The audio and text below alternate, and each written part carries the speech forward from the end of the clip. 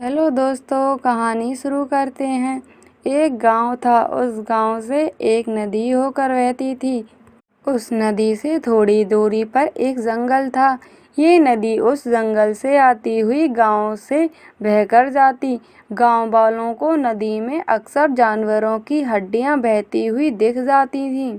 गांव वालों के मन में अमावस की रात का बहुत खौफ था, क्योंकि उस रात जंगल से बहुत से जानवरों की रोने की आवाज़ें आती, किसी के चीखने की आवाज़ें आती, कभी-कभी तो इंसानों के चीखने की आवाज़ें भी आती।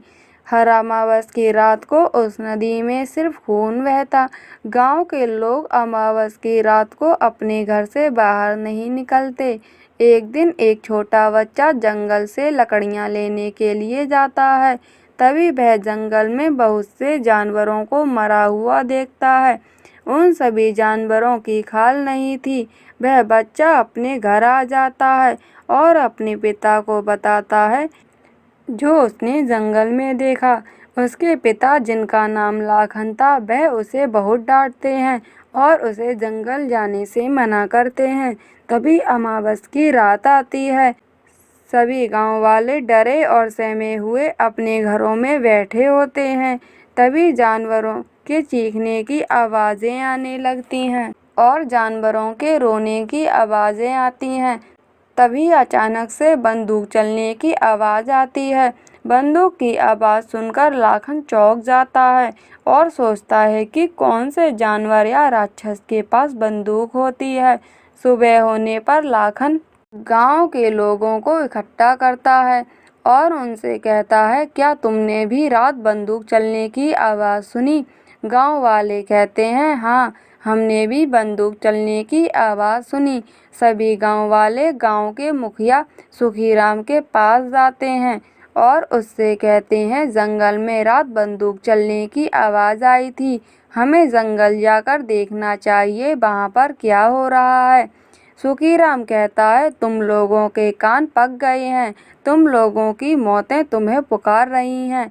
मैंने तो रात कोई बंदूक चलने की आवाज़ नहीं सुनी और ये मेरा आदेश है कि कोई भी गांव वाला उस जंगल में नहीं जाएगा, नहीं तो उसे गांव से निकाल दिया जाएगा। सभी गांव वाले वापस अपने अपने घर आ जाते हैं।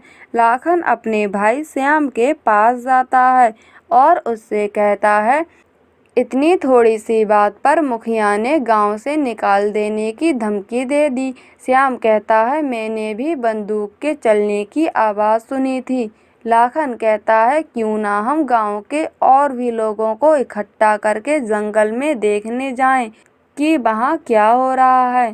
श्याम गांव के कुछ लोगों को लेकर आता है। लाखन और श्याम गांव के लोगों के साथ जंगल जाते हैं।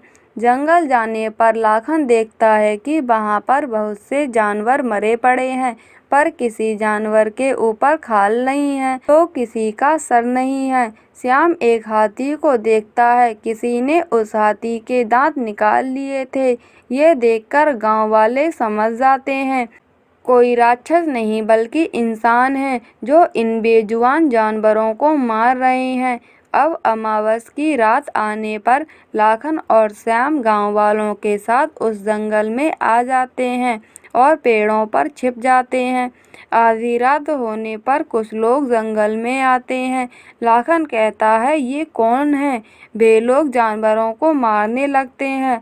लाखन गांव वालों से कहता है, सभी को पकड़ लो। अब सभी गांव वाले उन लोगों को पकड़ लेते हैं।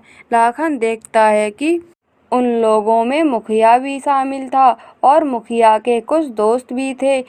ये देखकर श्याम और गांव वाले सब समझ जाते हैं। लाखन मुखिया से कहता है, तुम तभी हम लोगों को जंगल आने से मना कर रहे थे ताकि तुम इन बेजुबान जानवरों को मार सको। सभी गांव वाले मुखिया और उसके साथियों को पुलिस को सौंप देते हैं। इस तरह से उस गांव में से अमावस की रात का खौफ हमेशा के लिए ख़त्म हो गया। ऐसे ही और कहानियाँ सुनने के लिए चैनल को सब्सक्राइब कीजिए और वीडियो को लाइक कीजिए।